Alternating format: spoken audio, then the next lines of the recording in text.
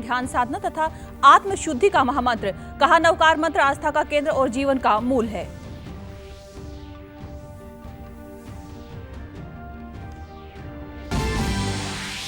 चंडीगढ़ नगर निगम के अधिकारियों के साथ स्थानीय सरकार एवं शहरी विकास सचिव की अध्यक्षता में विक्रेताओं तथा परिवर्तन की समीक्षा बैठक की गई आयोजित।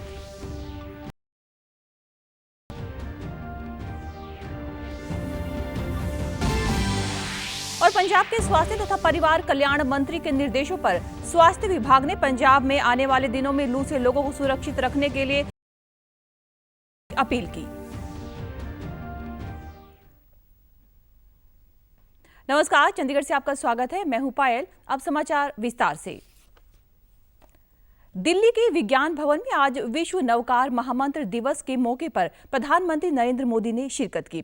नवकार महामंत्र के सामूहिक जाप में उन्होंने हिस्सा लिया। नवकार दिवस आध्यात्मिक सद्भाव तथा नैतिक चेतना का एक महत्वपूर्ण उत्सव है जो जैन धर्म में सबसे अधिक पवित्र माना जाता है। प्रधानमंत्री ने कहा कि नवकार मंत्र आस्था का केंद्र है, जीवन का मूल है। यह स्वयं से समाधि तथा जन से जग तक की यात्रा है। यह इंसान को शुद्ध करता है तथा सौहार्द की राह भी दिखाता है। प्रधानमंत्री ने कहा कि नवकार का दर्शन विकसित भारत से जुड़ा हुआ है। नवकार महामंत्र का एक दर्शन विकसित भारत के विजन से जुड़ता है। मैंने लाल किले से कहा है, विकसित भारत यानी विकास भी विरासत भी। एक ऐसा भारत जो रुकेगा नहीं, ऐसा भारत जो थमेगा नहीं। जैन धर्म की शिक्षाओं को प्रधानमंत्री ने भारत उन्होंने कहा कि जैन धर्म लोकतंत्र को भी दिशा दिखाता है। प्रधानमंत्री ने कहा कि मौजूदा सरकार जैन धर्म की शिक्षाओं, सिद्धांतों तथा ग्रंथों को सहेजने तथा नई पीढ़ी तक पहुंचाने के लिए काम कर रही है। इसके बजट में विशेष रूप से ज्ञान भारत मिशन की घोषणा की गई है। अपनी संस्कृति पर गर्व करेगा, इसलिए हम अपने तीर्थंकरों की शिक्षाओं को सहेजते हैं। हमारे देश में सैकड़ों साल पुरानी जैन पांडुलिपियां, मैन्युस्क्रिप्ट्स हैं। हर पन्ना इतिहास का दर्पण है, ज्ञान का सागर है।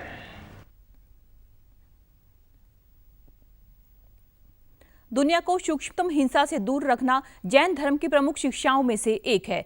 प्रधानमंत्री ने स्वच्छता, पानी बचाओ, गरीबों की सहायता, वृक्षारोपण, देव दर्शन जैसे 9 संकल्पों में जैन धर्म का साथ मांगा। उन्होंने कहा कि दुनिया युद्ध और पर्यावरण परिवर्तन जैसी चुनौतियों से गुजर रही है तथा इसका समाधान भी जैन धर्म में। चंडीगढ़ नगर निगम के अधिकारियों के साथ स्थानीय सरकार एवं शहरी विकास सचिव मनदीप सिंह बराड़ की अध्यक्षता में कल विक्रेताओं तथा परिवर्तन की समीक्षा बैठक आयोजित की गई। एमसीसी के संयुक्त आयुक्त सुमित सिहाग ने आयुक्त एमसीसी की उपस्थिति में प्रतिभागियों को शहर में स्ट्रीट वेंडर्स की वर्तमान स्थिति व स्ट्रीट वेंडर और वेंडिंग जोन की प्रभावी निगरानी के लिए नगर निगम द्वारा किए गए उपायों के बारे में जानकारी दी। नगर निगम द्वारा यह सुनिश्चित करने के लिए विभिन्न उपाय किए गए हैं कि केवल वैध विक्रेता ही अपने आवंटित वेंडिंग स्थानों से काम करें। बैठक में स्थानीय सरकार और शहरी विकास सचिव ने नगर निगम को 1 महीने के भीतर शहर में 46 नामित वेंडिंग जोन में सभी साइटों की मार्किंग पूरी करने के निर्देश जारी किए। साथ ही सभी स्ट्रीट वेंडर्स को स्मार्ट आईडी कार्ड प्रदान करने के निर्देश भी जारी किए गए हैं। उल्लेखनीय है कि इस पहल का उद्देश्य चंडीगढ़ में पारदर्शिता को बढ़ाना तथा सबलेटिंग और अवैध वेंडिंग के खतरे को प्रभावी ढंग से रोकना है और बेहतर निगरानी के लिए एप्लीकेशन के विकास के बारे में निर्देश भी दिए गए, जिसके माध्यम से भौगोलिक निर्देशांक तक पहुंचा जा सकता है। पंजाब के स्वास्थ्य और परिवार कल्याण मंत्री डॉक्टर बलवीर सिंह के निर्देशों पर स्वास्थ्य विभाग ने पंजाब में आने वाले दिनों में लू से लोगों को सुरक्षित रखने के लिए सावधानियां बरते जाने की विस्तृत सूची जारी की है। मौसम विभाग के अनुसार हीट वेव तब मानी जाती है जब किसी समतल क्षेत्र का तापमान 40 डिग्री सेल्सियस या इससे अधिक हो जाए या फिर सामान्य तापमान में 4.5 से 6.4 डिग्री सेल्सियस तक की वृद्धि हो जाए। यह उच्च तापमान हमारे शरीर की तापमान नियंत्रण प्रणाली को प्रभावित करके गर्मी से संबंधित कई बीमारियों का कारण बन सकता है। लोगों से स्वास्थ्य विभाग द्वारा जारी की गई एडवाइजरी का पालन करने की अपील करते हुए स्वास्थ्य तथा परिवार कल्याण निदेशक डॉक्टर हितेंद्र कौर ने कहा है कि सभी सिविल सर्जनों को सख्त निर्देश दिए जाते हैं कि यह सुनिश्चित करें कि सभी अस्पताल गर्मी से प्रभावित मरीजों के उचित प्रबंधन के लिए पूरी तरह से तैयार रहें। जिला अस्पतालों से लेकर सीएचसी स्तर तक और पीएचसी तक आवश्यक बेड आरक्षित किए गए हैं, जहां पर 24 घंटे स्वास्थ्य सेवाएं उपलब्ध हैं। सटीक निदान के साथ साथ गर्मी से संबंधित बीमारियों के प्रभावी प्रबंधन को सुनिश्चित करने के लिए मेडिकल अधिकारियों और विशेषज्ञों को रिफ्रेशर प्रशिक्षण और जागरूकता प्रदान की गई है। सिविल सर्जनों को यह भी निर्देश दिए गए हैं कि आशा कार्यकर्ताओं सहित सभी पैरा मेडिकल स्टाफ को प्रशिक्षित व जागरूक किया जाए ताकि यह सुनिश्चित हो सके कि लू से संबंधित एडवाइजरी हर व्यक्ति तक पहुंचे। उन्होंने हीट वेव से बचाव को लेकर भी कई सुझाव दिए, जिसमें धूप से बाहर जाते समय हमेशा अपने साथ पानी रखने, मौसमी फल सब्जियां खाने, नींबू पानी, लस्सी, नारियल पानी जैसे घरेलू पेय पदार्थों का उपयोग करने तथा उनका सेवन बढ़ाए जाने की सलाह दी। आरबीआई ने रेपो दर में 25 आधार अंकों की कटौती कर दी है। इस साल यह लगातार दूसरी कटौती है। इससे पहले फरवरी में रेपो दर में कमी की गई थी। आरबीआई गवर्नर संजय मल्होत्रा ने मुंबई में बताया कि 6 सदस्यों की मौद्रिक समिति ने इस वित्त वर्ष की पहली बैठक में सर्वसम्मति से रेपो दर कम करने का फैसला किया। समिति ने मौद्रिक नीति के दृष्टिकोण को निष्पक्ष से बदलकर एकोमोडेटिव कर दिया है। इससे रेपो दर में और कटौती के संकेत मिलते हैं। A detailed assessment of the evolving macroeconomic and financial conditions unanimously to reduce the policy repo rate by 25 basis points to 6% with immediate effect. Consequently, the SDF rate under the liquidity adjustment facility shall stand adjusted to 5.75% and the marginal standing facility rate or the MSF rate and the bank rate shall stand adjusted to 6.25%. Sanjay Malhotra ने कहा कि 2025-26 के लिए सकल घरेलू उत्पाद GDP वृद्धि दर का अनुमान 6.7% से घटाकर 6.5% किया गया है। उन्होंने कहा कि खुदरा महंगाई दर 2025-26 में 4% रहने की संभावना है। मौद्रिक समिति की बैठक 7 अप्रैल को शुरू हुई थी। भाजपा के सीनियर नेता और पूर्व कैबिनेट मंत्री मनोरंजन कालिया के घर पर किए गए हैंड ग्रेनेड हमले के बारे में पंजाब पुलिस के विशेष डीजीपी अर्पित शुक्ला ने पत्रकारों को जानकारी देते हुए कहा कि उनके घर पर हैंड ग्रेनेड गिराया गया था, जिसके 12 घंटों के अंदर अंदर कार्यवाही करते हुए पंजाब पुलिस ने 2 दोषियों को गिरफ्तार कर लिया है। इसके साथ ही हमले में इस्तेमाल किया गया ई-रिक्शे को भी बरामद किया गया है। उन्होंने बताया कि प्रारंभिक जांच से पता चला है कि यह साजिश पाकिस्तान की खुफिया एजेंसी आईएसआई द्वारा लॉरेंस बिश्नोई और पाकिस्तान गैंगस्टर शहजाद भट्टी के करीबी साथी था। उन्होंने यह भी कहा कि बब्बर खालसा इंटरनेशनल के मास्टरमाइंड हरविंदर सिंह उर्फ रिंदा और गैंगस्टर हैप्पी पासिया के साथ संबंधों की भी तफ्तीश की जा रही है। अर्पित शुक्ला ने कहा कि यह साजिश सांप्रदायिक सद्भावना को बिगाड़ने के लिए एक बड़ी साजिश रची गई थी। उन्होंने कहा कि पंजाब पुलिस की टीमें अलग अलग स्थानों पर छापेमारी कर रही हैं और उनके द्वारा केंद्रीय एजेंसियों के साथ संपर्क बनाया हुआ है ताकि इस केस की सही और जल्दी जांच की जा सके। पंजाब पुलिस के ऑफिसर्स ने और जो टीम्स हैं उन्होंने लगातार काम करते हुए 12 घंटे के अंदर इस केस को ट्रेस कर लिया है और इसमें 2 मुलजिम गिरफ्तार किए जा चुके हैं। और जहां तक इनिशियल इन्वेस्टिगेशन से जो हमें जानकारियां प्राप्त हुई हैं कि एक मेजर कॉन्स्पिरेसी थी जो पाकिस्तान के आईएसआई के द्वारा रची गई थी और इसमें ज़ीशान अख्तर जो कि एक एसोसिएट है लॉरेंस बिश्नोई और गैंगस्टर शहजाद भट्टी का, उन्होंने मिलकर ये एक साजिश रची थी।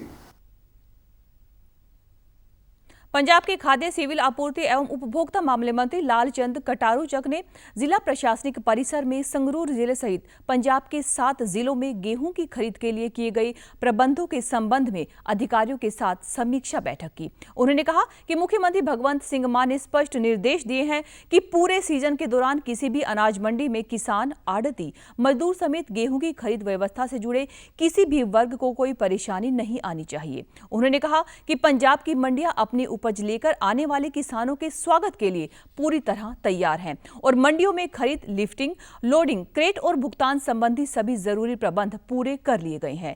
कैबिनेट मंत्री ने कहा कि अधिकारियों की बैठक के दौरान मंडियों में की गई व्यवस्थाओं जैसे कि पेयजल, सफाई, प्रकाश व्यवस्था, शौचालयों की सफाई आदि के बारे में अच्छी फीडबैक मिली है तथा इस बार भी गेहूं खरीद सीजन बेहतरीन रहेगा।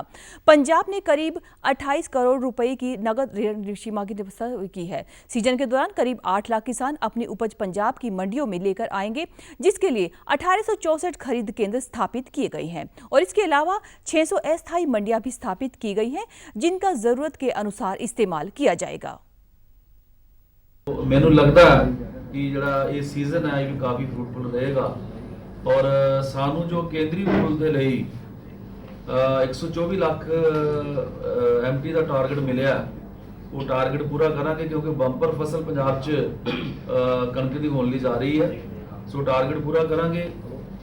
ਸੀਸੀਐਲ ਸਾਡੇ ਕੋਲ 28894 ਕਰੋੜ ਰੁਪਈਆ 28894 ਕਰੋੜ ਰੁਪਈਆ ਜਿਹੜਾ ਸੀਸੀਐਲ ਦਾ ਆਰਬੀਆਈ ਵੱਲੋਂ ਸਾਨੂੰ ਮਿਲ ਚੁੱਕਿਆ ਔਰ 8 ਲੱਖ ਕਰੀਬ 8 ਲੱਖ ਦੇ ਲਗਭਗ ਕਿਸਾਨ ਜਿਹੜੇ ਆ ਇਹਨਾਂ ਦਿਨਾਂ ਦੇ ਦੌਰਾਨ ਉਹ ਮੰਡੀ ਚ ਆਣਗੇ ਆਪਣੀ ਜਿਣਸ ਲੈ ਕੇ।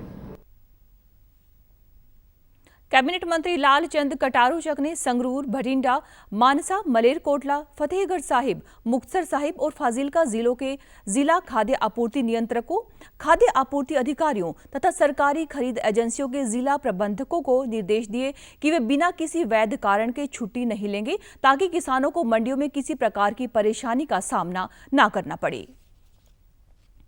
युद्ध नशे के विरुद्ध अभियान के 39वें दिन पंजाब पुलिस ने कल 71 नशा तस्करों को गिरफ्तार किया। कानून और व्यवस्था बारे में विशेष डीजीपी अर्पित शुक्ला ने इस बारे में जानकारी देते हुए बताया कि 900 से अधिक पुलिस मुलाजिमों की नफरी वाली 180 से अधिक पुलिस टीमों ने राज्य भर में 350 स्थानों पर छापेमारी की है। इस दौरान 404 संदिग्ध व्यक्तियों की तलाशी लेकर 71 नशा तस्करों को गिरफ्तार किया गया। 43 एफआईआर दर्ज की गई हैं।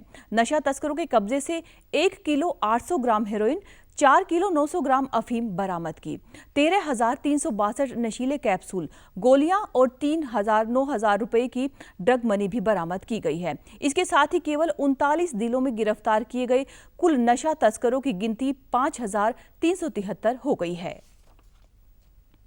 प्रधानमंत्री नरेंद्र मोदी ने कल हिसार में होने वाले कार्यक्रम को लेकर कल हरियाणा के मुख्यमंत्री नायब सिंह सैनी ने महाराजा अग्रसेन हवाई अड्डे पर चल रही तैयारियों का जायजा लिया।